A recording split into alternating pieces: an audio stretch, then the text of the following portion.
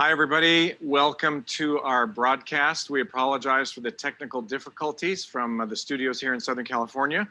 On behalf of Convene, we're going to speed things up and get to our speakers. I want to welcome you. Hundreds of you from coast to coast and maybe some foreign countries that I'm not familiar with are watching. Today, we're going to peer into the future by looking back into the past. And we're going to find some clues from 2,000 years of history that will give us a guide, a map, a way forward from this time that we're in as we look into the future. Os Guinness, philosopher, Jerry Bowyer, financial economist, and Bob Fry, investment expert with National Christian Foundation, will be our guests. This month, hundreds of faith-based CEOs and leaders are meeting in Convene groups from coast to coast. To find out about Convene, just go to convenenow.com. There's groups that are forming now in about 15 cities. And we have groups all the way from Washington to Los Angeles. So Father God, guide us in your truth, change our hearts, change our character, change our companies, change our communities, and change our countries. I want to introduce Jerry Bowyer. He's a leading thinker in finance and economics. He's an economic advisor to Ron Blue Trust, chief economist at Vident Financial, president of Bowyer Research. He's been quoted in the New York Times and the Wall Street Journal. He's been on Fox Business News. He's the author of The Maker versus the Takers, a book you want to grab. It's about what does 2,000 years of biblical truth tell us about economics. He lives in Pennsylvania, and you're about to see 2,000 years of history go by in about 5 minutes. Buckle up and get your questions ready to ask your questions and interact with the speaker. You need to just text the word CCORP or C Corp 222 to the short code 22333. Jerry, welcome to the broadcast. Greg, great to be with you, and thank you for your very kind introduction. Shall we jump in? We should jump in. Okay, let's go. All right, what we're going to do is take a look at some data.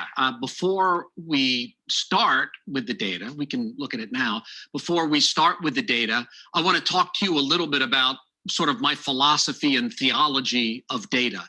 Data is an English word that comes from a Latin word that comes from a Greek word, which means things given. And it's not too much of a stretch to translate that as gifts. Data is a gift to us. It's a gift in that it tells us about the nature of the world. It tells us, and since God created and designed the world, data gives us a glimpse to some degree into the mind of God. So we receive it as a gift. And I'm saying that to you because I'm going to throw a lot of data at you over the next few minutes. And data can be sort of hard, and gifts are frequently like that. So on Christmas morning, some gifts are hard to open. You have to unknot them. So just understand that wrestling with data, there is something to be had from that. There is a gift embedded in data. So let's take a look at some data. We're going to look at a screen here. What you should see is the number one. That is the year one. That's not year one of a 10-year data series or of a 20-year data series or whatever. That is year one of Western history. That is 1 AD. This is the year traditionally of the birth of Jesus. Now, down in the bottom left, what you see is a blue bubble. That blue bubble, that is China. But that's actually all of the nations of the world. But China is so much bigger in terms of population, the bubble is the size of population, that all the other nations of the world are sort of invisible behind it. So the size of the bubble is the size of the population of a country. As you move from left to right, that is the size of the economy in any given year. So that's the economic output as measured by GDP, which, by the way, isn't the best measure of economic output, but it's the one that we can get going back 2,000 years. So as economies are growing, they're moving right. Now, up and down is the size of the economy as adjusted for population, because Luxembourg is never going to be as big an economy as China. Nor will Switzerland or Hong Kong be, but it can be more prosperous per person. So this is the output divided by the number of people. So this is how prosperous the society is. As you move up and over to the right is growing the economy, and as the bubble is changing size, that's the size of the population. So why is it all crowded there in the bottom left? because 2,000 years ago, the world was desperately poor. And it's called Malthusian equilibrium. Basically, you have 3 kids, you can survive. You have 4 kids, somebody starves. Roughly, the life expectancy was about 35 years old. So it's all of humanity is crowded down into this little hovel of poverty. So we have to zoom in. We have to zoom way in. See that little rectangle? Now that's the whole screen. And now you can see some differences. You can see Italy. It says Italy here because we're not going to change names. That's Rome. Egypt, pretty big, pretty prosperous economy. And then, France, that's Europe, not so good. And then there's China. See, China's a large country, not super prosperous, but a large country. And now we're going to start it rolling. And we'll see as economies are growing, as you're getting more prosperous, you're going up. Oh, here, look at the fall of Rome. Italy's falling. The fall of Rome is occurring before your eyes. Remember the Muslim golden age they wrote about so much in the past 20 years? Well, there it is. That was it. It's over. Turkey and Egypt. Now we see something happening. Italy, then it is called Italy, breaking out from the pack. This is the beginning of Christian capitalism. This is covenant theology becoming contract theology and making it possible for Florence and other Italian cities to become major trading centers. Shakespeare wrote a play about this called, what is that called? Merchant of Venice. All right, so something's happening there. Now, the red represents the religion of the country. So red is Christian, green is Muslim, blue is Eastern religion. So now we're in the 17th century. Let me just stop for a moment. We are stopped, but let me just say something. Something happens here. There's a shift in worldview. You're going to hear from Os Guinness later. I'm reading Os Guinness's upcoming book. I have the galleys, Magna Carta for Humanity, which is about how the Old Testament, particularly the book of Exodus, becomes the basis of cultural renewal around this time period. And what's happening is people are reading the Hebrew Bible and they're reading the story of the Exodus and other things, and that's beginning to take hold. We're about at the time of the Glorious Revolution in England, which causes an economic takeoff. And then these ideas, well, let's run it. And these ideas travel across the rest of the world. See this red coming out, this red Christian prosperity. The Netherlands takes on these ideas. And then what will happen is the United Kingdom will take on those ideas from the Netherlands, and then they'll come to the United States. We're going to switch data sets here for a moment because there's not one data set that goes all the way back to year 1 that comes to now. So this is 1820 forward. You see China over there on the right, still the biggest country, population, and the biggest economy in the world by a significant margin. If we were zoomed in, we'd see that would show up more. Okay, so let's get the world running. China bops in and out because their data is sketchy because they had a terribly bloody civil war. They weren't always counting their people. They were spending a lot of time killing people. All right, so red, United Kingdom, Australia, Belgium, United States, we're coming out from the pack of humanity to unheard of levels of prosperity. And right there, 1887 is the first data point we have where the United States is larger as an economy than China. Look, we're a smaller bubble. We don't have a lot of population, but we're so prosperous and so productive because of that Christian worldview revolution, that Magna Carta of humanity, that Exodus Hebraic revolution that extols the virtues of economic productivity as opposed to the Middle Ages, which attack the idea of economic productivity and attack the idea of wealth creation. We said that this is a calling from God, can be a calling from God. And so we passed China, and now we really break out, and we see here the United States, the exceptional nation, just breaking out from the pack of humanity. We come out of World War I better than the rest of the world. The Great Depression, we saw that. That was bad. We come out of World War II much better than the rest of the world, and we just go, go, go, go, go. And then there's a reversal. We still keep going, but China catches up and then overtakes as of 2018. So let's go back to about 1973. We're going to put a tail on these countries, as they say in the detective novels. We're putting a trail. And here we see the United States and China. And 73 is an important year, 71, 72, 73. The counterculture is beginning to take hold in the institutions of the United States. We break our national covenant with the world and we go off the gold standard. And around that same time, Deng Xiaoping of China says, enough with this Maoism and mass starvation. To become rich is glorious. And they embrace some aspects of Christian civilization, specifically the market economy, but not other aspects. And then let's run it from there. And we see there's a closing, but then along comes Reagan, and then we pull ahead again, and then we start to close again. And especially with the Great Recession, that's pretty much our undoing in terms of relative growth. And if we took this forward to now, not in this data set, the Great Suppression and the COVID crisis, China would be, by this metric, significantly ahead. So what are you telling me, Jerry? Why are you talking about this? Are you on China's side? Are you rah-rah China? No. I pray for the Chinese regime to change. I pray for these evil, wicked dictators to be deposed, and for the people of China to have freedom, and for the persecuted church to be vindicated. I ask, how long, O Lord, will you let this go unaddressed?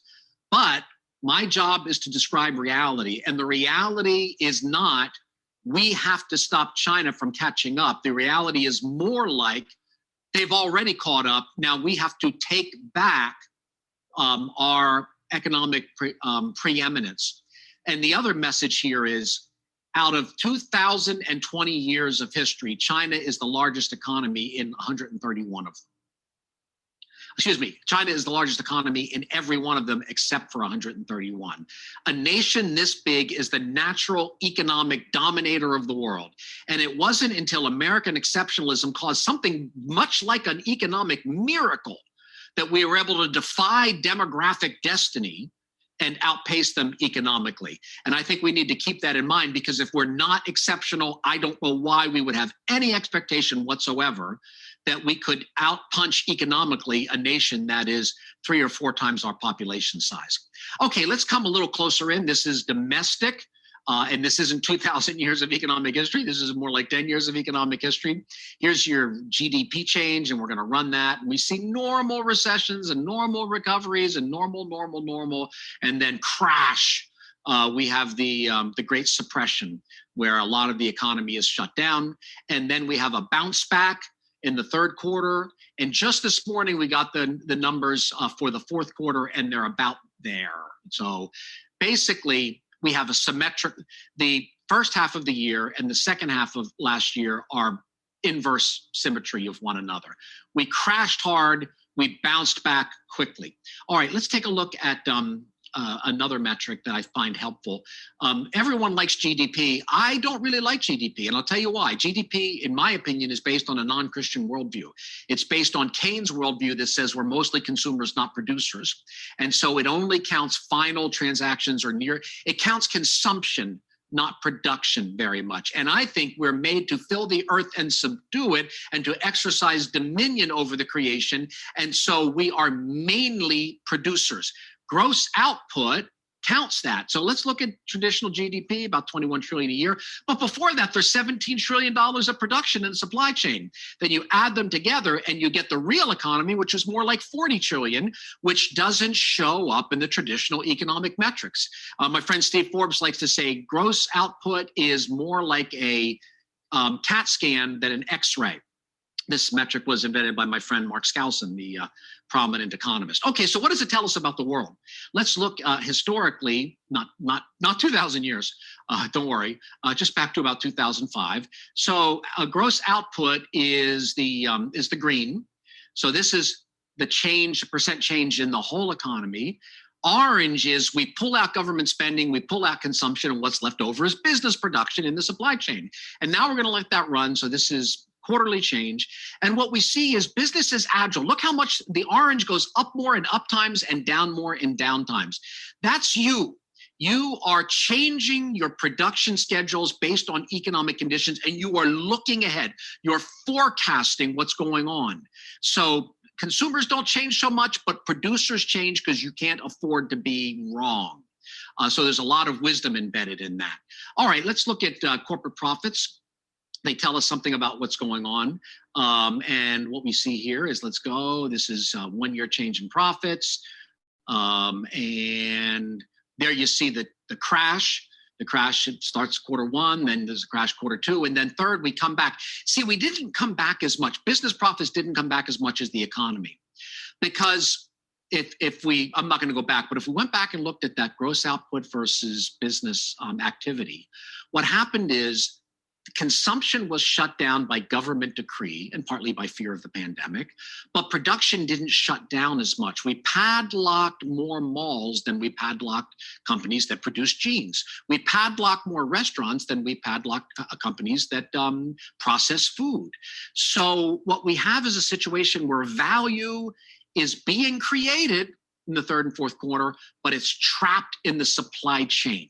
And so the profit doesn't show up as an accounting entity until you actually sell the stuff. Now, you made the wealth when you built the car, but the profit shows up when you sell the car. Okay, let's keep going. So we took that business activity thing, that's along the top. We lined it up with a real-time survey of business managers. And we see that the universe makes sense when business managers are saying things are really bad. In fact, business activity is really being cut back. But look over to the right. Business managers' sentiment and expectations are getting better, indicating recovery, not just in the fourth quarter, which we just saw this morning confirmed, but also in the first quarter of this year as well, and probably out into the future. So things are great, right, Jerry? No, they're not great. So there's something that we need to be concerned about, and that is this. This is total public debt, national debt, not private debt, government debt, not cities, the federal government. Okay, let's let this run. We're going to have to zoom in. Again, it's a scaling thing. Debt was so low back in 66 that we have to zoom in order to see some change. So let's run debt. 300 billion, for the days of 300 billion national debt. And then over there we have stagflation. And Ronald Reagan does a lot right, but he can't stop Congress from spending like crazy. So we have a big debt increase. So big we have to zoom out in order to make room for it. And there's the 80s. And the spending consensus continues. We got to zoom out again, otherwise we'd go through the roof. The 90s continues, a little bit of a reversal here. That's the peace dividend. And then we zoom out all the way. Now, so see that? Look, you can see the scale tells us what's coming. Now, the Bush administration, I wrote a book about the Bush administration, did a lot of things right, but controlling spending was not one of them. And then the Great Recession, huge increases in debt. And then we're going to see it coming up in a moment. The Great Suppression and the COVID crisis. It's like a bottle rocket going straight up. Well, Jerry, we can handle that debt because we have so much economic productivity. Well, hold on a second. So this is debt plus, but we have a line showing debt as percentage of GDP. So that's our, what we're paying, what we have to pay compared to what we're producing. And it's really actually pretty manageable. And I spent a lot of time for decades. I've been the guy that the media goes to say, hey, debt's not as bad as you think. We can handle it because we're a big economy. So, if debt is, like here, 30% of output, well, we can handle 30% of output. It's 40% of output. We can handle that. It's 50% of output. Reagan's destroying the country. No, it's only 50% of our GDP. We can handle that. All right. Oh, wow, 60%. Okay. We reverse that a little bit, but we're going to come back up. And Bush is doing a lot of spending, but we do have good growth as well. And here we go. Great Recession. The debt growth outpaces our economic growth. And then here we go. There it is. Another bottle rocket. Triple whammy. You have a recession, tax revenues are low. You have a recession, you try to spend your way out of it. So that's increasing debt with two factors. Then you're shrinking the denominator, the GDP. Triple whammy, exploding debt percentage of GDP to a new normal of something like 130%. So we went from being like a Northern European economy to like a Southern European debt crisis economy. And so how do we pay for all that debt? Well, let me tell you, it's not through savings. Let's zoom in on M1. That's Milton Friedman's favorite money metric. And we show that rolling. So for the days of 1 trillion only in money supply. And there we go. We print our way out of the short Bush recession. We keep printing. We're creating a housing bubble here. with that easy money, and we have to do, it's up against the top. We're going to break through the lid there, so we have to zoom out. That's 2007, and you know what's about to happen. Boom! We try to print our way out of the Great Recession. Doesn't really work. We have to grow our way out of the Great Recession, and then on we go, and we keep printing. We keep increasing. We have a new normal of money creation, and let's just take it on home to the sad present reality. We're going to come up on the, here's QE1, QE2, QE3, QE4, QE5, QE infinity, Q infinity and beyond. And then so expansionary in terms of monetary policy already. And then we hit the bottle rocket of the COVID crisis. So markets, are they worried about it? Well, let's see. Here's a market that's worried about it. Gold. Look at that rapid expansion in gold price. Here's another market that's worried about it. We put Bitcoin on the same chart as gold. Bitcoin went up so much that it made gold look flat. Now, Bitcoin's highly variable, et cetera. And it's gone down about 10,000 since then. But gold and Bitcoin and Ethereum have something that have done well, these are the best performing asset classes, have something in common. They're all bets against the US dollar and against our system and against our debt system. They're all bets that are worried about debt. And I'm not saying they're right. I'm not saying you should invest in them. But I'm saying as a citizen, as a CEO, as an economic planner, you would be foolish to ignore the message of these markets, which is a message that we might be recovering quickly now in 2021, coming out of the chasm of the recession. But there is something on the horizon and no longer the distant horizon that we should be concerned about. And with that, I believe we'll go back to Greg.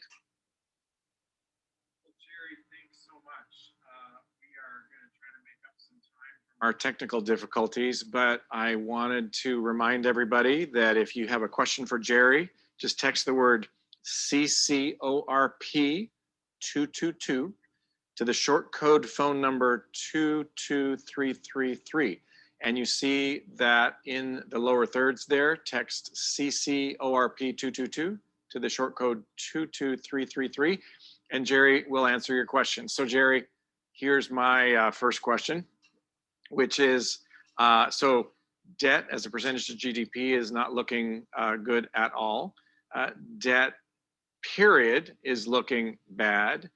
And China has been, what would we say, a leader for many, many, many hundreds of years. Yet we are all hearts aflutter as leaders with, oh no, what about China?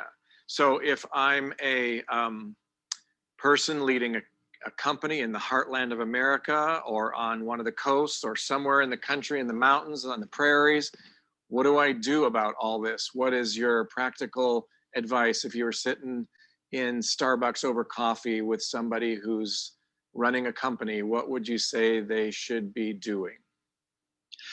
I would say that I can help them think differently about the big picture, but that they being in that seat, being in that CEO seat, in that punishment seat when it comes to bad decisions and rewards seat when it comes to good decisions, they know their sector and their industry. So I'll help you think differently, but you're going to know how to apply it in your industry. So how will I help you think differently? Do not get caught up in the idea that American exceptionalism means we can be complacent, that we're America, therefore we always win. That's not true. America has been buoyed up by the influence, by the cultural influence of the gospel, and a culture that, based on the Bible, extolled the virtues of productivity and innovation. But if we don't have that anymore, we have a serious tailwind, not just against China, but against India too, against really the whole world, and that we have to be smarter. So we no longer have the tailwind of we're America and America always wins. That was always false anyway. America doesn't always win. We win when we do the right thing for a long period of time. Hmm. We don't win automatically because we're America. So there's a kind of overconfidence sometimes that I think we can tend to fall into that goes under the name American exceptionalism. But America is only exceptional when America is exceptional. America's not automatically exceptional. We have to think and act differently in order to actually be exceptional. All right. Well, let's say that I'm a CEO somewhere in America. I've always been growing.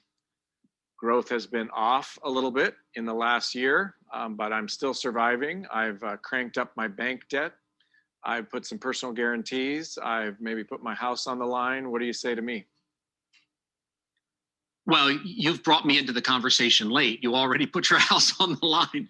I might have counseled differently earlier, depending on what you see, coming forward. So it also depends on what your time horizon is, because I really do expect the economy to do fairly well in the near term, because we have that horribly low baseline of the COVID crisis. So last year I was arguing against people who were ready to throw the towel in. No, this is short. We can turn this around quickly. It's shorter than you think. This is not 5 years of abnormal. We're going to be able to bounce back quickly. And we did. We shrank 30% in Q2 and we grew 30% in Q3. Now, because of the math, if you shrink 30% and grow 30%, you're not back to where you were, because the 30% increment is smaller against a lower base, but we still came back fast. So if you're somebody whose the nature of your business is, I'm going to live and die by what's happening now or in the next 6 months, then hanging on is probably a good thing.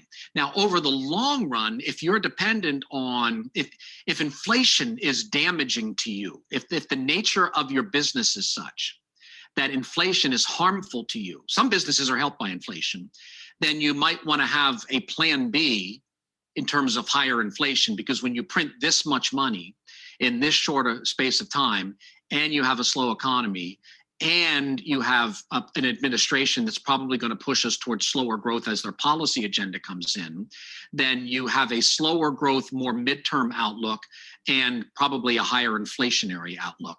So everybody's business is different in terms of, like, retailers who have a lot of inventory and then they can sell when the price is going up.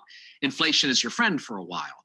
But wholesalers, it's kind of the opposite position in many ways. So it all depends on your particular business. So I can't give universal advice. I can just give you an outlook, which then you apply to your own situation. Okay, here's a question from the audience. What are your thoughts on modern money policy, quote unquote, modern money policy in terms of debt inflation relationship?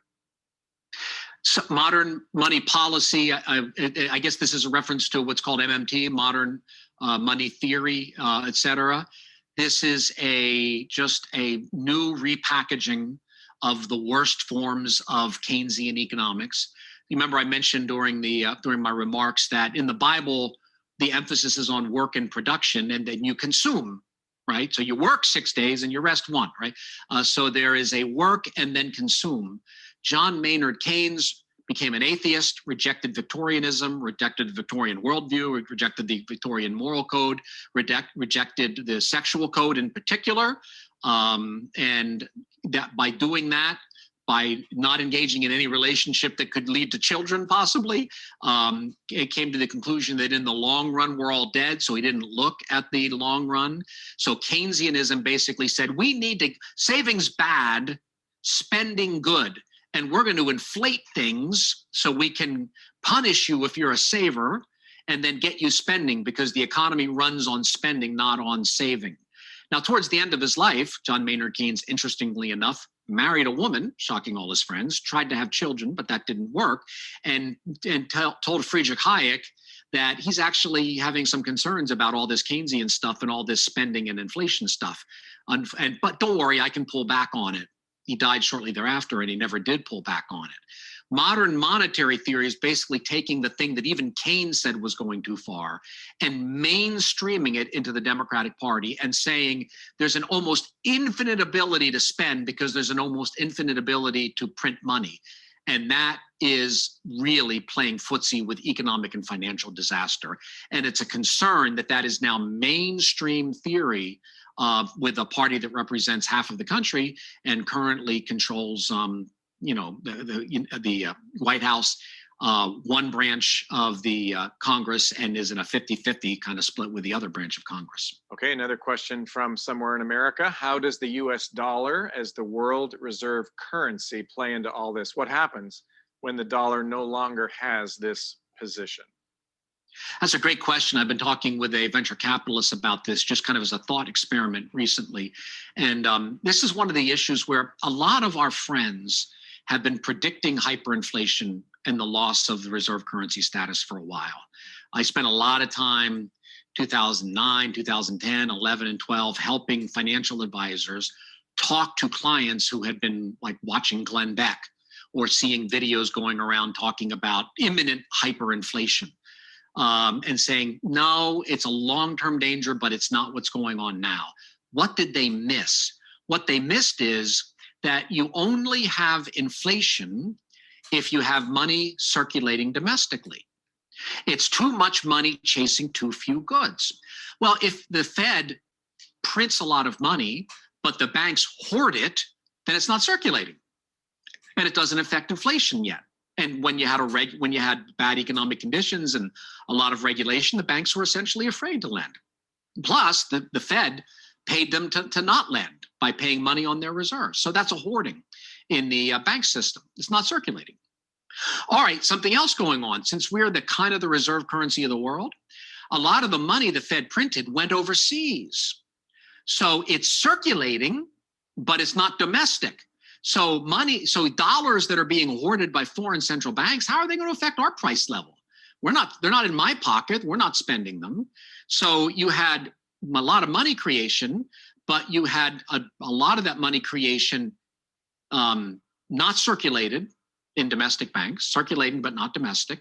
You had a lot of other money circulating but not domestic. I think I said that wrong.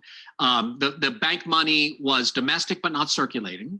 The foreign holdings of dollars were circulating but not domestic. And it's not until those two money reservoirs actually come flooding into our domestic economy that we actually would see inflation. And I think a lot of people, a lot of newsletter, a lot of blogging people, a lot of talk radio people were really prematurely pushing a hyperinflation scenario, because they weren't really aware of the international nature of the dollar, which is that it's not just our currency, it's really the world's currency. So we can print a lot of it and still have the world take it until they don't. When do they stop taking those dollars and start sending them back? When they lose confidence in us. And that is really kind of a character issue and a relational issue more than it's a mechanical financial issue. Okay, let's take about 3 or 4 more minutes and try to make up a little bit of time and do some short answers to some questions that are still streaming in. Congress passing stimulus packages. We all know about that. How does that new debt impact the economy, or have you already really spoken to that with what your previous comments were? That new debt increases that risk of a future debt crisis, which is showing up in gold prices and cryptocurrencies as a hedge against that. And it's not helping the economy much. And it's making things worse when those chickens come home to roost. Okay. Gold. What about gold? Should I buy some? Hey, I'm not going to do that. What I'm going to do in the seat that I'm sitting in right now as a macroeconomist, what I'm going to say is pay attention to gold. It knows something. It's not perfect. It can get too frightened. It can spike too much, but it does know something. There's wisdom in the marketplace. So gold is telling us that there are people, and the gold market is big. So that's a lot of knowledge embedded in the gold price, that they're concerned about not the short run. Short run inflation expectations are low, but over the mid and long run. So gold is a warning to us that we dare not ignore. Is there anything I should be watching for at Davos? Yes, whatever they say, believe the opposite. That's great. Cryptocurrency. Kind of like gold. It hasn't quite figured out what it is. Crypto is not as smart as gold. It's more volatile. We were doing some analysis on this recently. Gold knows things earlier than crypto. Gold trades on real economic outlook. Crypto trades on headlines. But again, this is a bet against the dollar. You know, I think of these cryptocurrencies as sort of like this. You're in this crowded auditorium and you wonder if there's going to be a fire. Do I smell a little smoke? I don't know. And over there is a door, and that door is an exit. But I don't know what it's an exit to. I don't know what my cryptocurrency is going to do for me in the future. People are crowding around the exit because they're frightened about the main auditorium. And the more people who are crowded around the exit, the more people go, something must be going on, so I'm going there. So there's a lot of momentum. So cryptos are essentially an exit out of the world of paper and Fed and debt and treasuries and all the rest of it. And we're so frightened that that a lot of people are taking the exit door, not being entirely sure exactly what it is that they're buying. Okay. I've got a question popping up here that just disappeared. Let me do another one. China's manipulation of the currency. Is there a problem that could happen that we're not aware of as they try to outsmart the U.S. policy for money, for monetary policy? Yeah, this whole thing's a very dangerous area. We don't want China debasing, right? So what are we doing? We're saying don't debase China. And so, but they could go in the other direction and say, okay, we'll let the yuan appreciate against the dollar so you can manage your trade balances. But what is that really doing? That's weakening the dollar. So how can we're really stuck. And we blame China, and China is blameworthy. But if we're in a bad position, I think we first need to blame us. We became incredibly dependent on Chinese financing for our government deficits. We basically wanted to spend more than we made, and China was perfectly willing to do the opium war in advance. We sold them opium. They are selling us financial opium, namely easy money. And then we say, hey, China, you got it. We're stuck. We are stuck. The only way to get unstuck from any addictive relationship is to change and get into recovery and change your behavior. So we cannot effectively fight China over currencies when we have made them our banker by our own profligacy. America's relationship with China is not mainly a matter of China, it's mainly a matter of America. If we get back to sound money, to controlled spending levels, to an economic innovation and cultural renewal, China is a non-worry. China is a worry because we're falling short, not mainly because they're manipulative. They were manipulative for all that 131 years, but we still won. It's when we faltered that they caught up. Okay, let me just mention your book again, The Maker versus the Taker, What Jesus Really Said About Social Justice and Economics. You have a chapter in the book, Jerry, Jesus' Economic Parables. Maybe there's some people out there who say, I'm not a reader, just give me the Cliff's Notes. What do the parables of Jesus have to teach us about economics? The parables of Jesus are largely about economics, and the parables of Jesus are essentially little business case studies from Jesus, and they're about the economic system that he's critiquing. Well, we don't have time to get into this, but let me just say, having spent years on this and a lot of detail, that if we don't think Jesus is talking about economics, it's because we're not really paying close attention. Jesus is actively engaging in commentary about the economy of ancient Galilee and ancient Judea. And let me just bottom line it. Jesus is not engaged in a general approval of wealth, nor is he engaged in a general critique of wealth, nor is he mainly engaged in a critique of our attitude about wealth. That's kind of the evangelical story. But Jesus is engaged in a critique of wealth gotten by men who got that wealth by extracting it from the producing class using their political connections. Cronyism, whether you want to call it socialism, crony capitalism, fascism, or whatever, Jesus is engaging in a rhetorical war against that economic system. And he tells a parable about a vineyard, which is an economic parable. And it says in Luke's gospel that the religious leaders discerned that he was talking about them, and then they set out to destroy him. So Jesus is telling these parables that are getting more and more and more clear, and he's describing the top-down, economically exploitative system of Judea, which contrasts with the more entrepreneurial economic system of Galilee. And I know that sounds really strange, which is why there are hundreds and hundreds of facts that I put together in order to make the strong case for that. Great.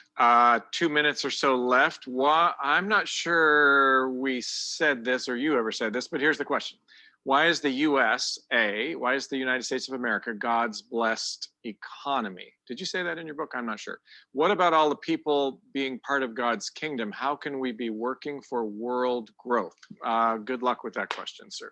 Well, I don't think I said, I mean, look, every good and perfect thing is from the Father above, he says James. So America's economy is blessed, but the whole world is blessed by God. I think what I'm saying is that when nations found themselves on a biblical worldview, that creates a flourishing effect. And when I say that, people kind of get caught up on, oh, that's prosperity gospel. No, prosperity gospel is magic. So I'm not talking about prosperity gospel, which is if you say certain things or if you believe hard enough or if you give to this ministry, you'll prosper. I'm not talking about the prosperity gospel. I'm talking about the gospel and the downstream prosperity effects that come to a culture when it actually believes the gospel, nothing but the gospel, and the whole gospel, which includes human dignity, human beings made in the image of God, and includes a blessing of God to all callings, including commerce and business. And the church has not always gotten this right. There's been a strong tendency in church history to treat marketplace as second-class citizens. That's the point of the book, is that Jesus does not treat marketplace people as second-class citizens. And once you get there, then you see that hockey stick economic curve going on. It's not magic or anything like that. It is the nature of the universe that to honor the image of God in human beings, which we're free to do by the gospel, leads to downstream cultural, artistic, and yes, financial blessing. Jerry, if somebody wants to find out more about the work you've done and save themselves decades of work by reading more of your work or listening to your podcasts or reading your articles, where would they go? Well, there's the book, you mentioned that, and I thank you for mentioning it. I'm pretty easy to find on social media. I think the group I'm talking to, if you're social media people, you're probably not Twitter and you're probably not Instagram or TikTok, but you might be LinkedIn. So, pop an invite on LinkedIn. Pretty much everything I write or produce or, interviews like this, I put on LinkedIn for people to see. And I'm happy to have conversations with people who are serious about getting deep into those things. So. Great. Well, Bowyer, Bowyer, don't forget the spelling. You'll have trouble finding me, but with that, we can continue the conversation. Jerry, thank you very much for taking I think it's lunchtime in Pennsylvania, and thanks to your wife, Susan, and your people for getting all that amazing technology working, and thanks for how you've, I think, maybe calmed some fears and caused some people to do some deeper thinking. Thanks for being with us. My pleasure. Thanks for the invitation. We're going to switch gears to some investment thinking. Bob Fry is an investment advisor, writer, private equity investor. He's a senior gift advisor with the National Christian Foundation. And for most of 27 years, he was an institutional investor. And he was at one time with Merrill Lynch, managing $10 billion of trust assets. He spent more than a decade in private practice as a business and securities law attorney. He's a guy that if you have a question about your investments or about charitable giving, he's the guy to call. Bob Fry from National Christian Foundation. Welcome to the broadcast. Thanks, Greg. Can you hear me here? I can, and I can see you. All right, perfect. Life is good when it works. Yeah. So, Bob, all right. I'm excited to hear what you have to say. Well, I thought we'd talk a little bit about, start by talking about whatever happened to gravity. A couple of months ago in San Diego, a judge ruled that all of the strip clubs could be open, even though the schools and the churches were still closed. And while that ruling was just reversed by an appellate court, for a couple of months in San Diego, pole dancers were essential workers, while pastors and teachers were not. Now, I kind of get it with pastors. I mean, nobody ever tips the pastor after a good sermon. But doesn't it feel as if someone repealed the law of gravity? The world we live in, the government tells me that I can open my business from 10 to 12 on the second Thursday after a full moon. And I'm just trying to figure out how to get my feet back on the ground. And so I want to look at this as a cultural problem and look at some ways in which we can potentially get our feet back on the ground. I'm going to speak a lot more pastorally today than I am about from an investment perspective. But I think this is where we need to start. And to get started with that, I want to look at what part of the cultural problem do I bring to the party? And to look at that, I want to consider 3 words that aren't in the Bible, or phrases, okay? American, 401k plan, golf. Now, Okay. I'm disappointed already that golf is not in the Bible. Yeah, no. And Greg, I've looked at it very, very carefully in the Hebrew and the Greek, and I promise you that neither America or American or 401k plan or golf are in the Bible. And so, however, excuse me, however wonderful those things may be, and I love my country, I'm pleased to be an American. If being an American with a fully funded retirement plan and a low handicap was needed to be part of the body of Christ, or was essential to God's purposes in the world, he would have figured out a way to say it in his word. And the fact that he doesn't mean that these are not matters of first importance. And I tend to get distracted by political issues and my pension plan and financial issues and so on. And if I'm going to get my feet back on the ground, one of the things I've got to do is not be distracted. And so in the few minutes I have this morning, I want to look at 3 Christians who were writing during the time of war, 3 wartime writers who have helped me be a little bit more grounded, and I think can help everyone kind of get their feet on the ground. And all 3 of these books, there's somewhere on your website is an NCF book offer for Convene members. And you can click on that and we will send you one or all of these books for free, just for asking. So keep that in mind, take a look at that offer at some point. So 3 responses from wartime Christian writers that can help us be more grounded. The first one is Dietrich Bonhoeffer. Bonhoeffer was a theologian and pastor who was active in the resistance movement against Hitler.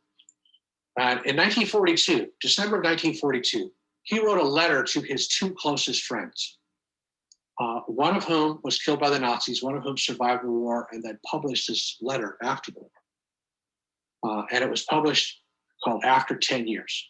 And he was reflecting on what it had meant for them to be Germans and Christians under the Nazis for the past 10 years.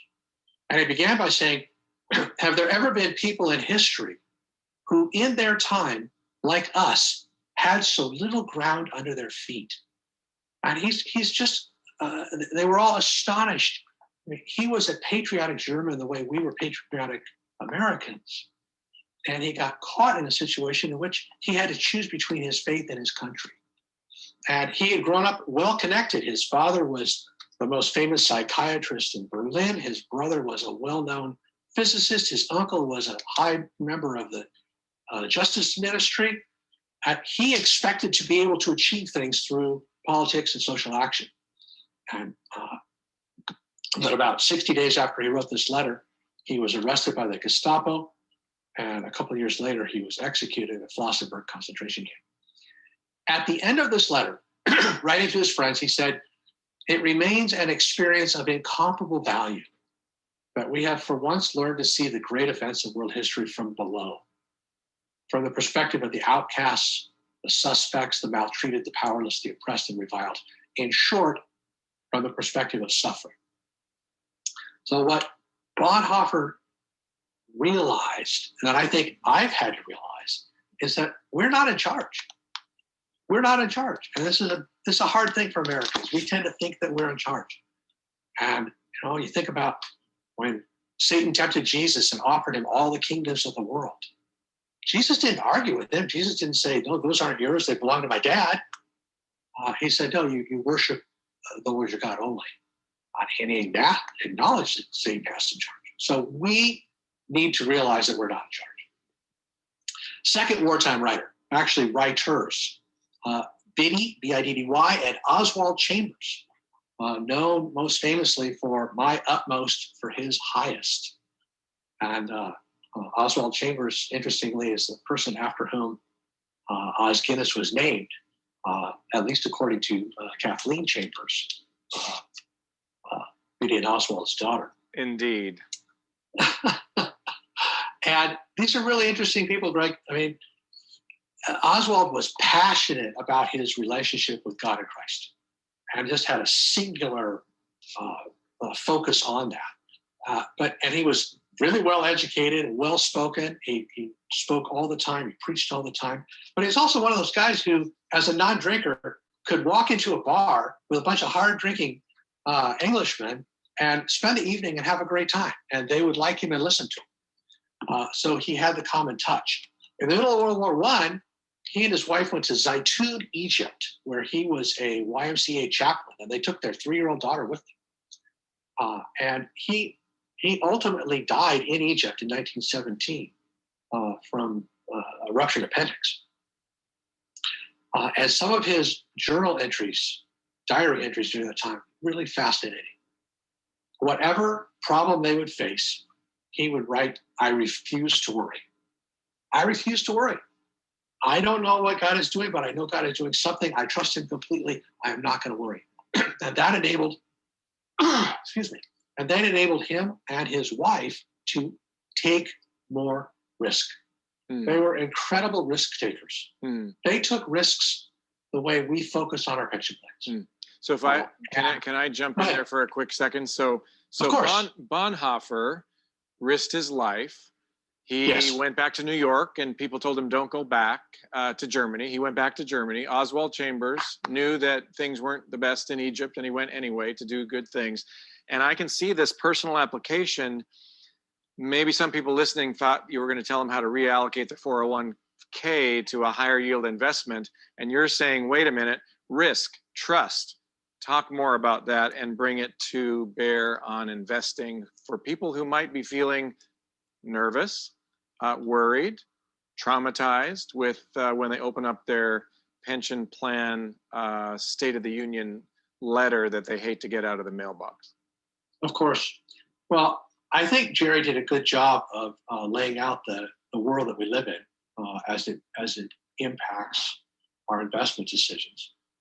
And so the connection for me between the Chambers and their willingness to be risk takers and us as investors is that we're forced to take more risk than we would really like. That's my one observation on investing. At some point, there's a threat of massive inflation or at least of a massive devaluation of the dollar. And so you just can't hold cash. Increase, at least not as a long-term asset. Increased taxation seems inevitable. So we're going to have to earn 8% to get 4%. Increased business regulation seems inevitable. President Biden just re-signed the Paris Climate Accords, which China and India are members, but they have demonstrated very clearly that they're not going to follow it. They're going to build coal-fired plants to their heart's content. And so we are going to have burdens imposed on our businesses in a regulatory manner that they're not going to have imposed on theirs. Finally, long-term government bonds, we've used those forever to balance our portfolios and take risk out of our portfolios. But at a time when the long bond is yielding 1%, those bonds represent return-free risk. Right? The 40% allocation to long-term government bonds could end up being the riskiest part of our portfolio. So what do? Well, we have to suck it up and put on our big girl pants and our big boy pants and force ourselves to invest more aggressively. We've got to have higher allocations to equities than we would like. We have to have greater allocations to emerging markets, China, India, and places like that than we would like. And we can't carry as much debt and cash as we would like. And I just don't see any good way around that. When you're talking about stock market investing, maybe we do more with hard assets. Maybe we own more real estate because that's an inflation protected asset. Maybe we try and own other business interests and things like that that are hard assets and that are income producing. But I don't think traditional investing works. Did that answer your question, Greg? There you go. What do you say to the person who has some stock they bought for $5,000? All of a sudden they looked one day, it's worth $75,000. They have enough income to live. They have a little bit of savings in the bank. National Christian Foundation is a place where they can turn to think about complex asset gifts, or in this case, appreciated stock gifts. Talk about that for people who might say, Bob Fry, I've heard you say you don't have to pay income tax. Is that true? It's true this year. In the middle of the crisis last year, the government passed the CARES Act. And one of the provisions of the CARES Act is that there was a 100% income tax charitable deduction for federal purposes in 2020. Right at the end of the year of the second stimulus package, all of those provisions were extended into 2021. So for this year, you can take a 100% income tax charitable deduction by giving cash to public charities. And the thing that's really interesting about that is that it gives us access to assets for giving purposes that we couldn't normally reach. So people that have stock options, for example, on publicly traded stock, that are part of their compensation, when they exercise those options, it's ordinary income typically. And they can exercise the option, donate the cash, and not pay any tax for federal purposes. And so on our website and on the place where we have the book offer, there's also a document that Convene members can download called Opportunity of a Lifetime. And that describes some of the things that can be done this year only, chances are, to take advantage of that 100% income tax charitable deduction. It's pretty extraordinary. Great. And so, Bob, somebody's out there saying, okay, Dietrich Bonhoeffer, I haven't read that book. Oswald Chambers, Utmost for His Highest, P.T. Forsyth, The Soul of Prayer. 3 books you'd like to give people. What do they do to get a copy? Just click onto the little place that should be on the screen right now that says NCF book offer. And if that doesn't work for whatever reason, call us or send me an email, rfryjr@gmail.com, rfryjr@gmail.com. And I'll see that you get one of those books. All right. Well, if you want to talk to Bob some more, if you want to grab one of those books, NCF, that's Never Charlie Frank, ncfgiving.com, and find the book offer section. And you will find in your mailbox Dietrich Bonhoeffer's book, Oswald Chambers' book, or P.T. Forsyth's book, all incredible books. And if you want to figure out how to really not pay income tax, Bob is your guy. So, Bob, I hope you're not floating away in all the rain up there in Northern California. And I'm grateful for you kind of rolling with our tech difficulties this morning. And we're very grateful for you and all the people at National Christian Foundation. It's our pleasure, Craig. Thanks. Well, Os Guinness is standing by. Os Guinness, as has been referred to by some of the other people on our call, lives his life on behalf of freedom and civility and truth.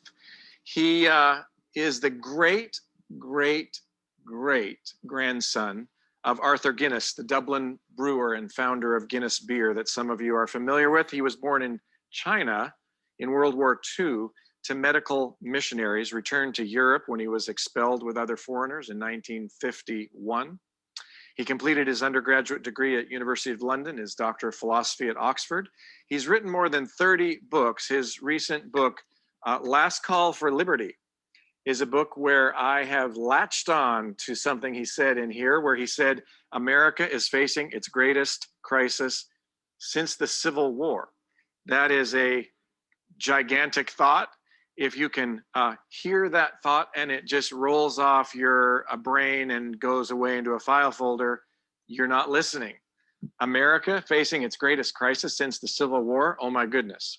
And for the record, Guinness is not just a place that makes great beer. In 1759, it was a place that invested in their people. It's a business. On day one, they offered wages 20% higher than the Dublin average. They were the first company in Ireland to provide pensions for the worker and the widow. And in 1870, they opened a doctor's office at the company store. So Os Guinness in Washington, D.C., welcome to the broadcast. Well, thank you, Greg. A great privilege to be with you. It's a great privilege to be with you. I told Os yesterday that I've been holding on to this little book for 30 years that he maybe forgot he wrote, Winning Back the Soul of American Business. And that's what we're about. That's what you who are listening are all about. You're all about business. And Os writes in this little book, which I kind of, as you can see, really like. And he says, many people are meeting in core groups and fellowship groups today that are spiritual hot tubs, not spiritual weight rooms. Had William Wilberforce been a member of some of our modern fellowship groups, the Clapham sect would have become the Clapham Spa, and nothing more would have been heard of William Wilberforce. But William Wilberforce met with a group of people who held his feet to the fire, called him to a higher place, and because of that, slavery was abolished in England. So, Os, thanks for your writing. Thanks for your work. We're excited about what you are going to share with us, and we are listening. Take it away, sir. Thank you, Greg. What an immense privilege to be with you. I am not a businessman, but many members of my family obviously are. And I'm very proud of the fact that when Arthur Guinness came to faith under the preaching of John Wesley in the Great Awakening in the 1730s, he brought in Christian principles from the beginning, and particularly Wesley's simple dictum, earn all you can, save all you can, and the third one, very importantly, give all you can. And our family became, over the years, Ireland's most generous philanthropists, but doing most of it anonymously. That's another story. Greg asked me to say something about the challenges of faith in the present situation. Many of you may have heard a story that President Reagan used to love to tell. There are many versions of it, but his version was of a Soviet factory where a worker every day for 20 years at the end of the day trundled towards the gates with a wheelbarrow with straw or sand. And he pointed to the guards and said, simply for my garden. And the guards were very suspicious, rummaged through the straw, the sand, or whatever was there, and could find nothing. They let him through. One day he came with nothing. And they said, why nothing today? And he said, well, I'm retiring tomorrow. Oh, well, the guard said, listen, you got by me for 20 years. Let me ask you now, since you're retiring, what have you been smuggling? The man winked at him, said, wheelbarrows. In other words, hiding in plain sight. And I always remember that story when I think of the last 5 years. America has been obsessed with President Trump. Never Trumpers on one side, pro-Trumpers on the other side. But many people who've been obsessed with the president have not thought more deeply about the state of the country. And that's what I want to talk about. And that's where faith is so important, quite apart from Trump. And where I'm for him or against him doesn't matter today at all. America's facing choices you could put in 3 words: revolution, oligarchy, or homecoming. I want to talk about the radical left, the first one. Oligarchy means the consolidation of politics, the bureaucratic state, academia, the media, high-tech, and woke business, all coming together to create one-party politics, incredibly dangerous for the country. Homecoming would be simply, and you know the biblical word repentance in Greek is metanoia, an about turn of heart and mind.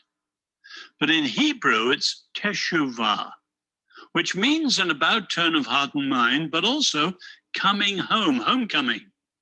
Because sin is alienation, sin is exile, and people who come back to the Lord come home. And America's deepest need is to come home to the best of its first principles. I'll pick that up again in the end, but I want to talk about that first one, revolution. Many of you will remember the high point of the Revolutionary War was Yorktown, 1781. And legend has it that when the British troops were ordered to come out to surrender, they were commanded to play the tune, "The World Turned Upside Down." Now that ballad came from the English Revolution, 1642, and it was Christian. And the idea was very simple. God creates order, sin creates disorder, so God works into the disorder and turns it upside down in order to turn the world the right way up.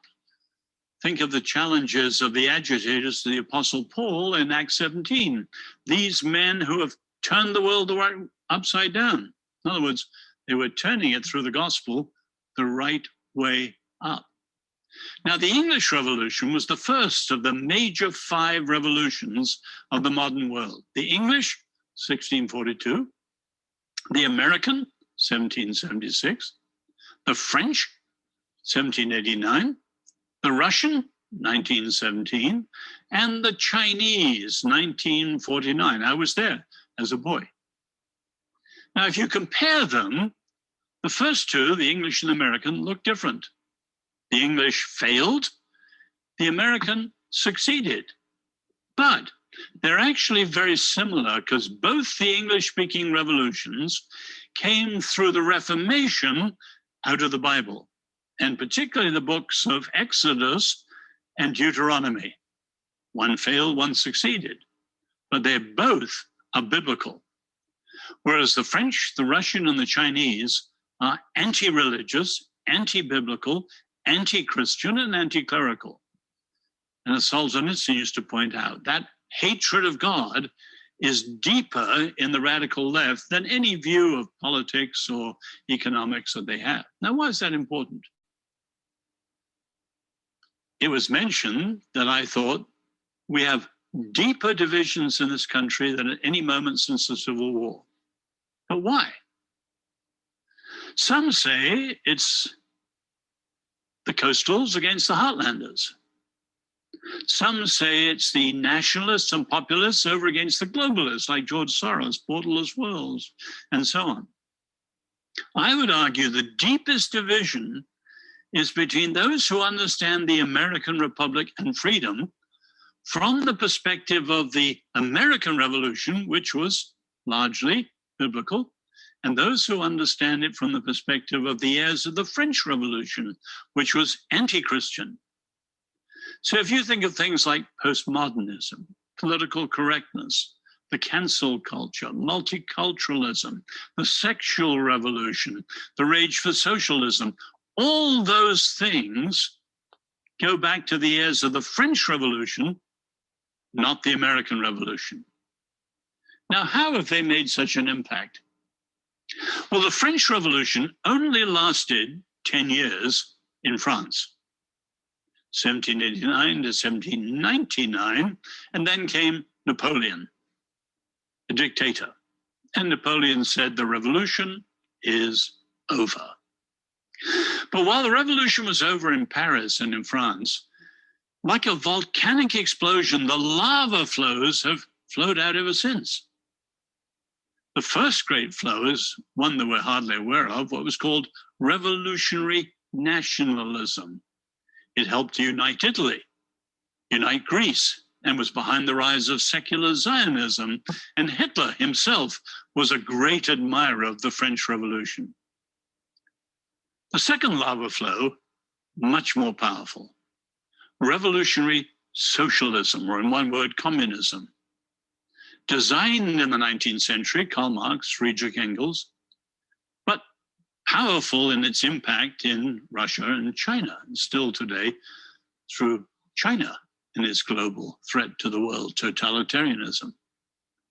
But the third lava flow is the one we need to recognize in Western Europe and in the United States. I call it revolutionary liberationism. It's sometimes called neo-Marxism or cultural Marxism or user-friendly Marxism.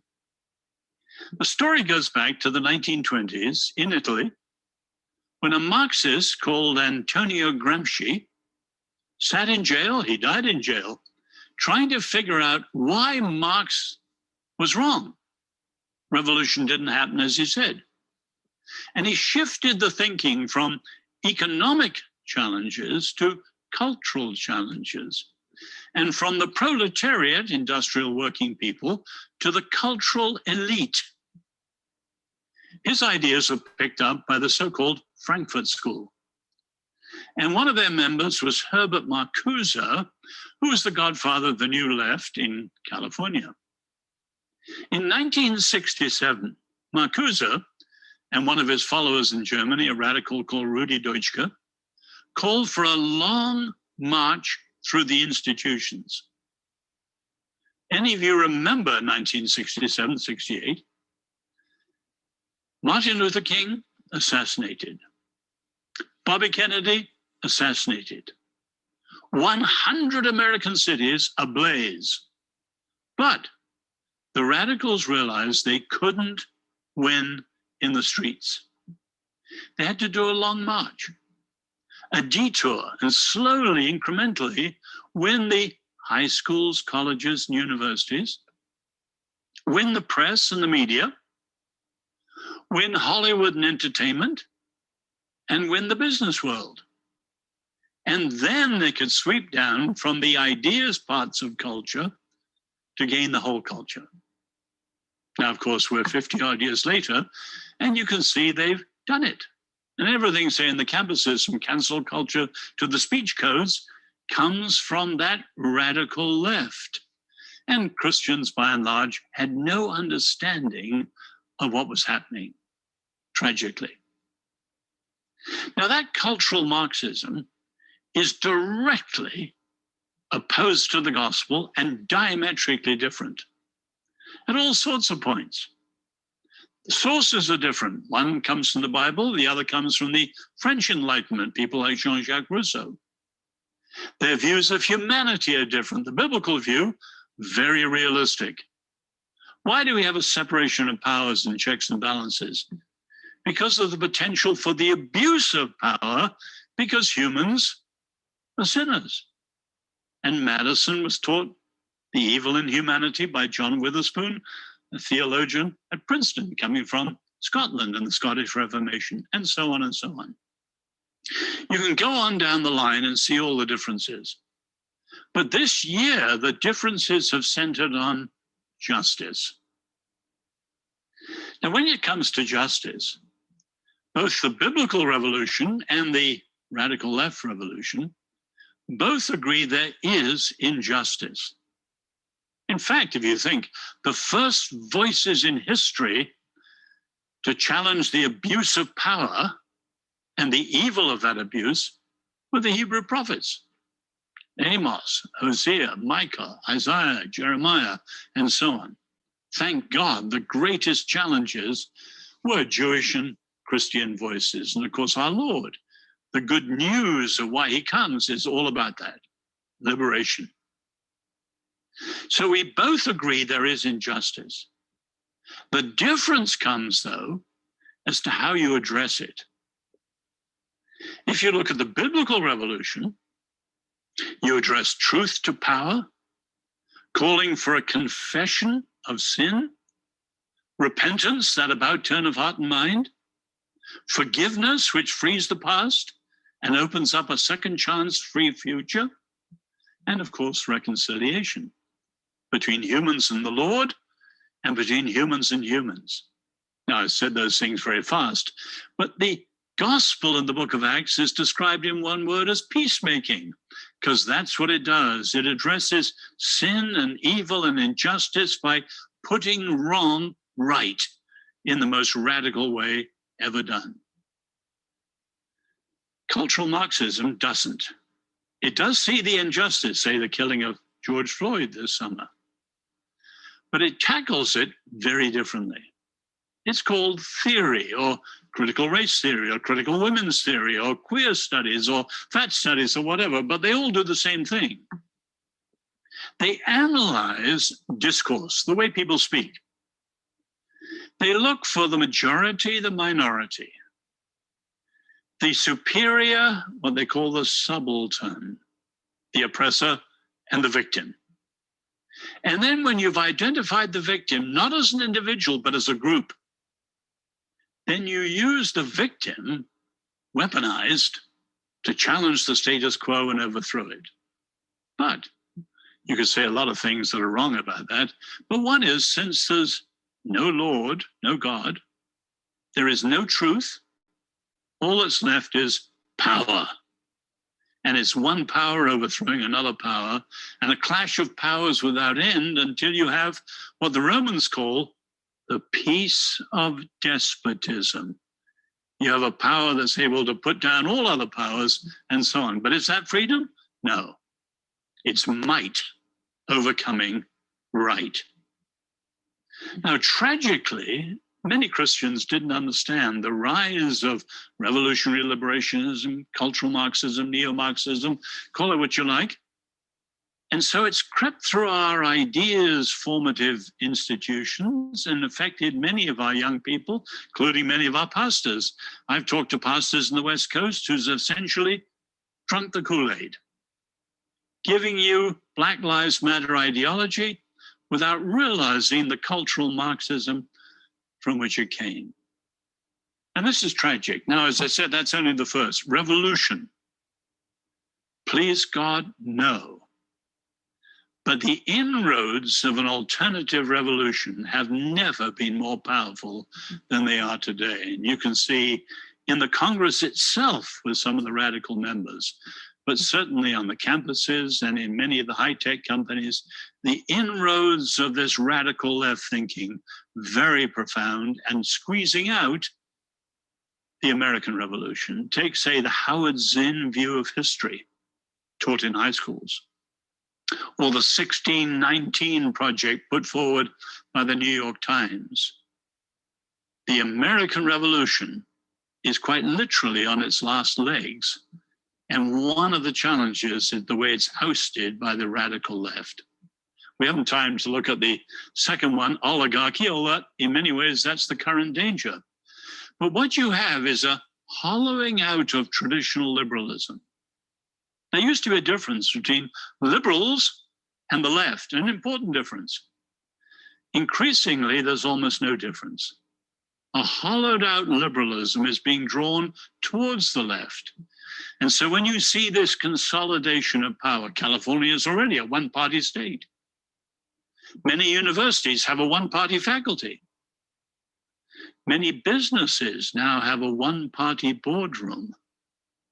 You can see that the American Revolution is on its last legs through either the challenges of the radical left or of a growing oligarchy, even in the establishment.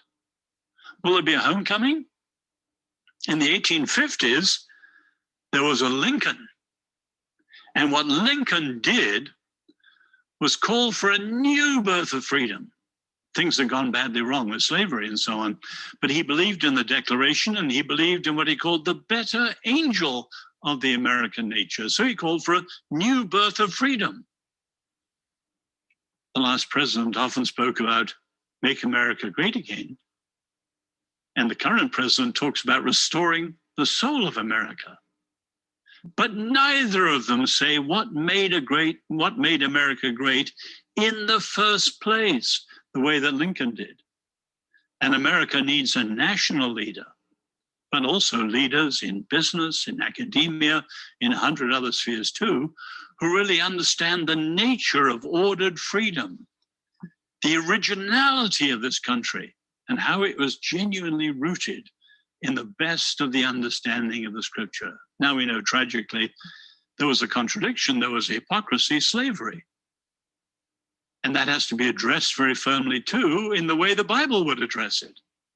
But you can see the American Republic is at a crossroads today. Will there be a return? I pray and hope so. But you who are business leaders are key to that.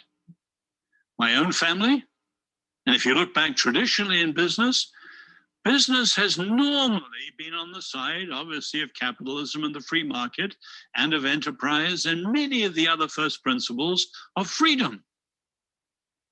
But one of the effects of the triumph of cultural Marxism is the shift in business to a woke business. And you can see how many of the big corporations have now gone the way of the cultural Marxist left. And they themselves are opposed to the first things of the American experiment. One last tiny point. One effect of the triumph of the French Revolution and its ideas is the rise of an animosity towards faith. America's never had that. The French Revolution had a cry, we'll never be free until we strangle the last king with the guts of the last priest. In other words, church and state were in collusion. Both were corrupt, both were oppressive, so the revolution threw off both. America never had that because the genius of the First Amendment, religion was disestablished, and it flourished, not despite disestablishment, but because of it. Faith was voluntary, based on the dictates of conscience. But after the last 20 years, particularly the excesses of some of the religious right, there is a mounting animosity against religion, which is going to come to a head in the Biden administration, already is. That will be like the cancel culture and come down hard on our faith in Jesus. So we're at a very crucial moment. And I would just urge you to look beyond some of the nuts and bolts of today's headlines, to look down to the state of the union as it is before God, and then to make your stand in prayer and wherever you can speak out and wherever you can show a loving but a faithful and bold Christian alternative. Thank you. I hope that made some sense, Greg. I think it did. Thank you so much, Oz. So if you have a question for Os Guinness, just text the word CCORP, C Corp 222.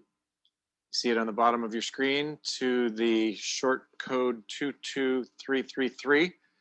And he'll take your questions almost as if you were sitting in a real Starbucks sipping coffee together. I would. I have a question for you, if we can start with that.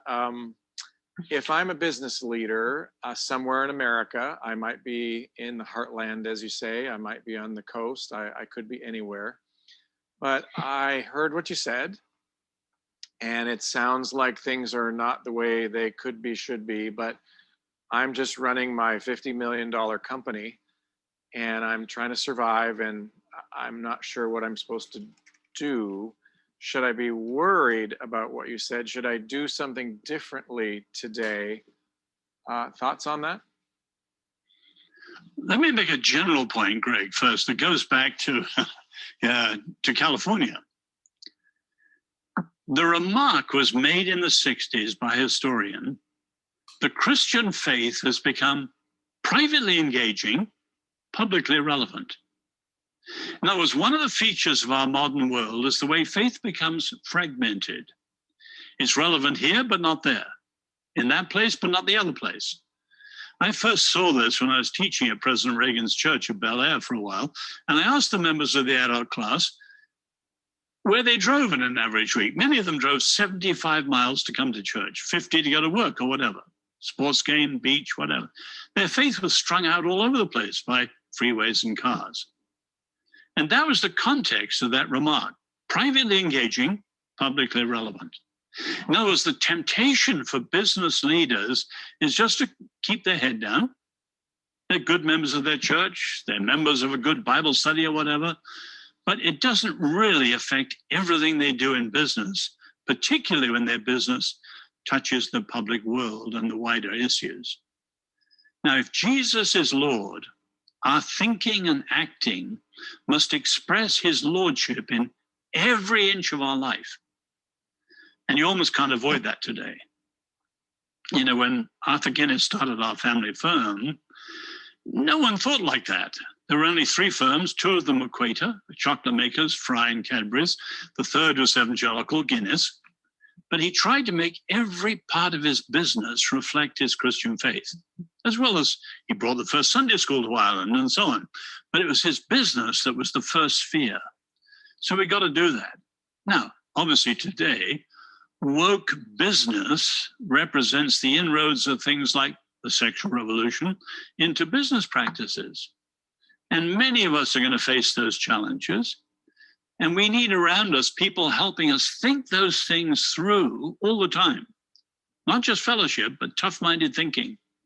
And then we need to go to groups like the ADF or other groups like that, Christian Legal Society, for help in knowing how one responds or remains one's integrity, you know, with the inroads of the wider culture against us. It's going to be a tough next generation. But we mustn't be privately engaging, publicly irrelevant. I'm going to sort of paraphrase a question that, I'll read the question. As Christian owners, business owners, how can we form a massive movement and unite in a way that cannot be ignored? As you said, we have a huge movement against us. And there are people out there today who would say, if I've heard it once, I've heard it 50 times, George Soros had hundreds of companies that he funds through his billions of dollars, and we need to create our own hundreds of companies and our own billions of dollars. But yet the company that I grew up in, ServiceMaster, for 20 years, we said, we're going to love people. We're going to value people. We're going to create dignity for people.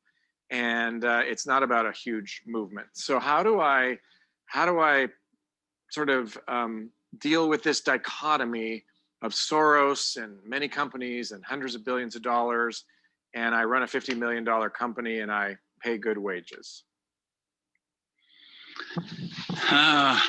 Soros is the leading atheist globalist. And it was about 2003, he realized that if he put some of his billions into the radical left, that was a very, very important moment in the growth of cultural Marxism.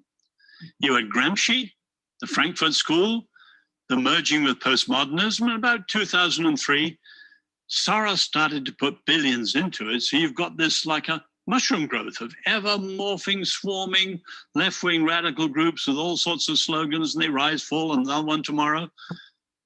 They're incredibly powerful. Now, let's remember, though, Christians don't think in a politicized way, starting with movements. The central focus of following Jesus, of our calling, our discipleship, is our calling. We've all got gifts. We've all got spheres of influence. We've got to think through, are we being fully Christian with our gifts in our spheres of influence? And they vary with all of us. Some people have multinationals, some people have small businesses, and so on. So we've got to start with our own worlds. Now, not enough to say be servant, as you said, Greg, as ServiceMaster did. No, ServiceMaster had a much wider sphere of influence than that. And that was dangerous to limit it in that way. So wherever our spheres touch, we've got to make sure there's a faithfulness and a courage and a boldness. And I'm a writer. You know, I don't have any of the influence that you do in the business world. But I have to make sure that everywhere I speak, on the radio interview or books or whatever it is, you know, I'm being faithful and bold and clear, doing everything that I can. But we mustn't just think of mimicking movements, because the main thrust of Christian salt and light is faithfulness through callings. But as I started, they mustn't be hot tubs. They've got to be weight rooms. Yeah, I find that so many people are, and this is a good thing, going to a morning Bible study and talking about a verse and praying for each other and going to work in 30 minutes after they got there. There's a difference between that and spending the day wrestling your business to the ground and saying, how do I love people? How do I value people? How do I honor people? How do I pay more than the minimum wage? I don't need the government to tell me what to pay. I can pay more.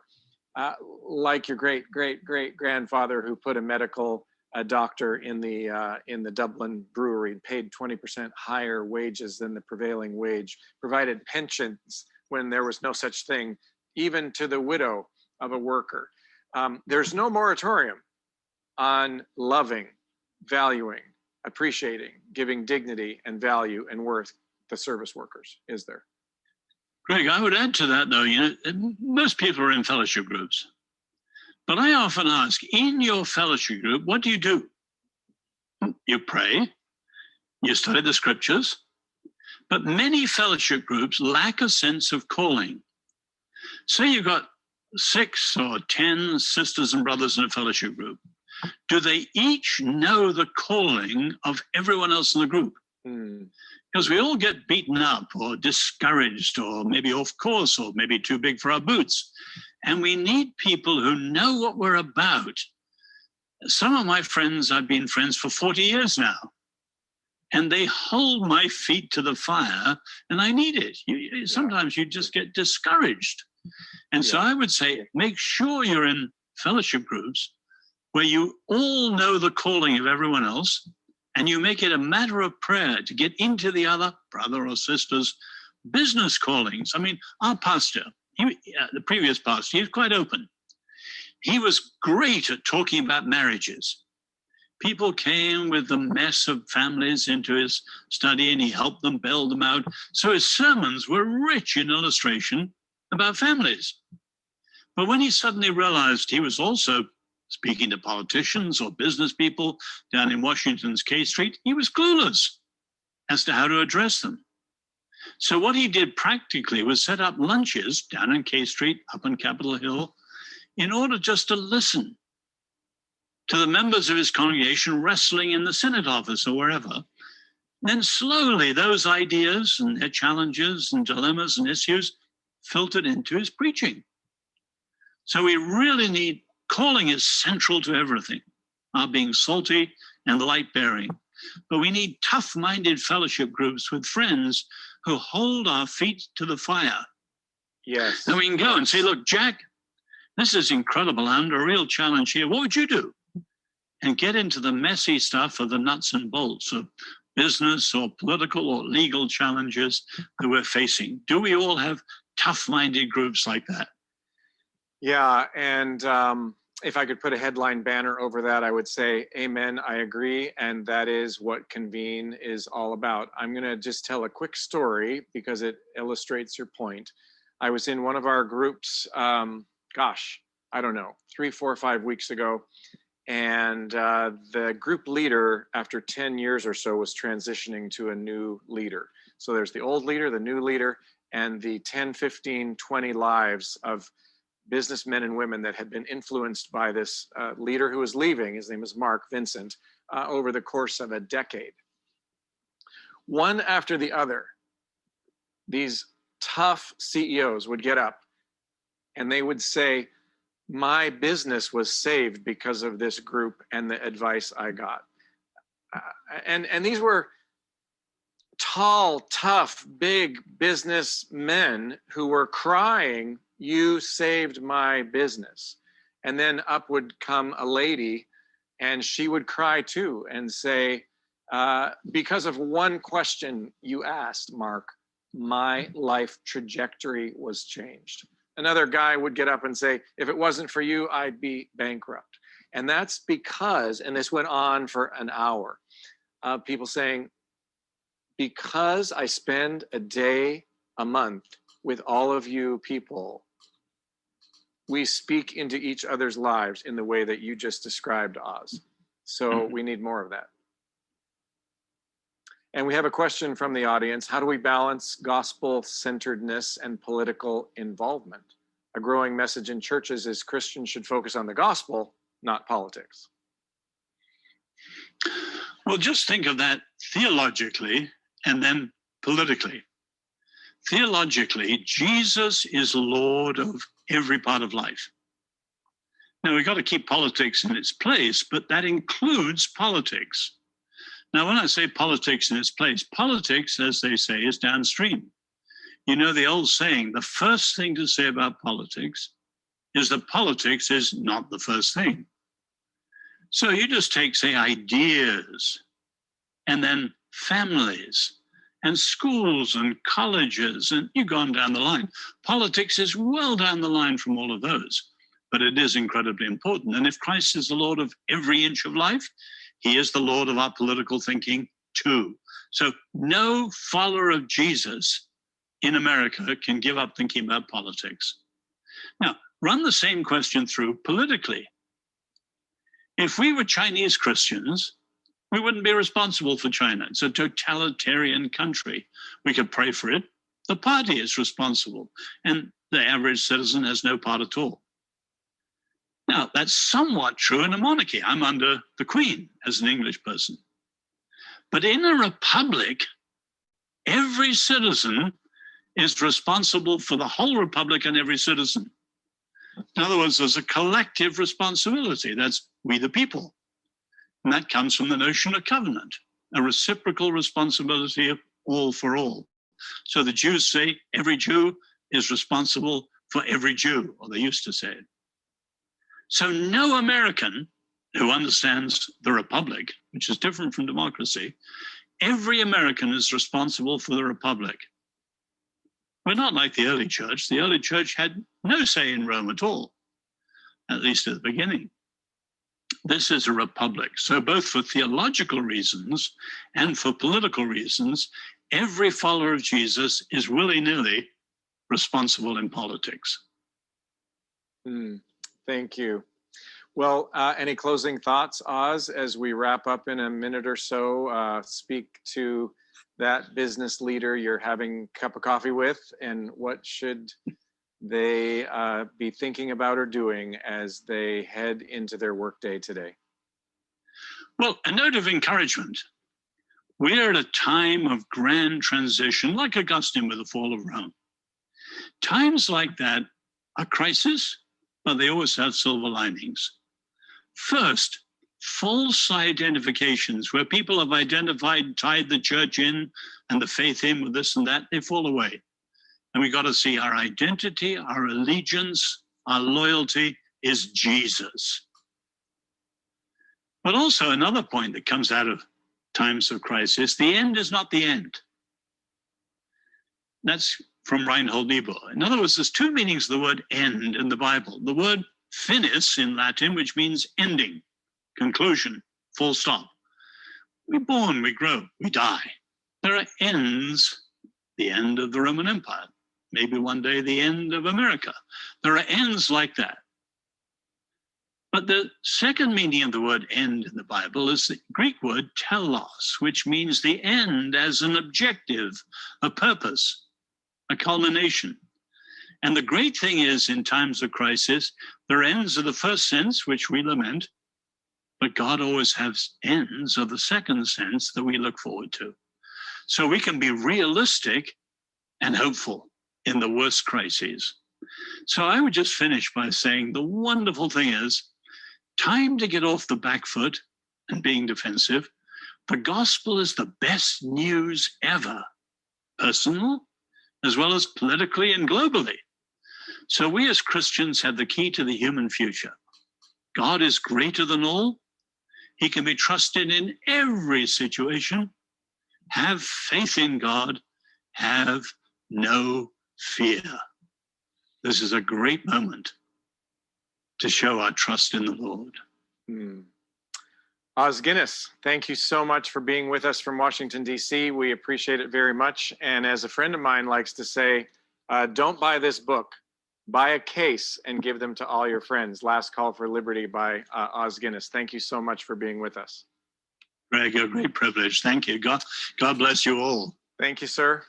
This event would not be possible without our event partners. So National Christian Foundation, if you're trying to figure out how to do some giving in 2021 that might have a different view than you have had in past years. Instead of figuring out in December how to scurry around and give to the people who've called you the most, call NCF and create a strategy. They're all over the country, and our friends are especially in Orange County and South Florida. ncfgiving.com/California or /South Florida. Marketplace chaplains, my friend Jason Brown and all his hundreds of chaplains across the country, many convene members have a chaplain who comes from Marketplace chaplains into their business. If you have a box on your org chart called chaplain and your name is in it, it's time to call Marketplace chaplains. To steal a word from a radio commercial in Southern California, it's the biggest no-brainer in the history of mankind. MCHAPUSA, mchapusa.com. And if you'd like to get together with people who are like-minded and talk about your time, your talent, and your treasure being given to local nonprofits, check out the Barnabas Group at thebarnabasgroup.org. If you find that your life needs a little more margin, balance, or focus, call my friend Bob Shank at the Masters Program and check that out. 12 days over 3 years about margin, balance, and focus. Well, we've learned a lot. And if you are interested in finding out more about the spiritual weight room called Convene, where we ask each other tough questions, I would point you to convenenow.com. In the last paragraph of Os Guinness's book, Last Call for Freedom, he writes these words: America, America, do you know what time it is? Do you understand this moment? Freedom is at stake. Act worthy of yourselves. Your great experiment in freedom, your unfinished story, and the challenge of the hour of humanity. God, history, and the watching world will await your answer. The hour for your decision is now. And I brought this little lighthouse. It's carved by my son. And he said, Dad, be a lighthouse. You've always helped me to be a lighthouse, and I want you to be a lighthouse. I would in turn say to you, I want you as a CEO, as a Christian, to be a lighthouse, to be somebody that, in spite of where the economy might be going, in spite of what GDP might be doing, in spite of what the China currency might be doing, in spite of your 401k being less than it could be, in spite of the fact that you might have less money to give, there may be a lot of rocks, there may be a lot of waves, but you can be a lighthouse as a Christian CEO. That's what God calls you to do. That's what we're trying to do in Convene from coast to coast, and in Rwanda and in Brazil. We are working to put groups together that are not spiritual spas, but spiritual weight rooms where we ask tough questions and we go toe to toe with each other and we change lives. And we end up by saying to each other, the trajectory of my life was changed because I was part of a Convene group. So thanks for being with us. Sorry for the technical difficulties, and we will be in touch shortly. We're grateful for you spending a couple hours with us this morning. Bye-bye.